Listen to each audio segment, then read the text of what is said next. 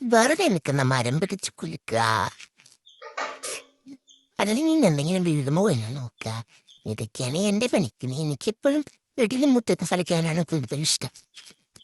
എനിക്ക് രണ്ട് മൂന്ന് പുണ്യകൾ, ഞാൻ പുണ്യകളെന്നാണ് പറയുന്നത്, പൂച്ചക്കുട്ടികളെ. എനിക്ക് ശരിക്കും പറയാറില്ല. അതായത് അങ്ങനെ അവരെയൊക്കെ ഒന്ന് പിടിക്കാനൊക്കെ വന്നിട്ടാണ് ഞാനിങ്ങനെ പോകുന്നത്. എന്നോട് ഭയങ്കര നല്ല സഹകരണോ. ഞാൻ ഇങ്ങനെയാണ് അവരെ തൂക്കിയിരിക്കുന്നത്. ഇങ്ങനെ എടുത്ത് ഇങ്ങനെ ഇങ്ങനെ കയ്യിലോട്ട് കൊടുക്കും. അയ്യോ എന്നൊരു വിടയും വിളിക്കും.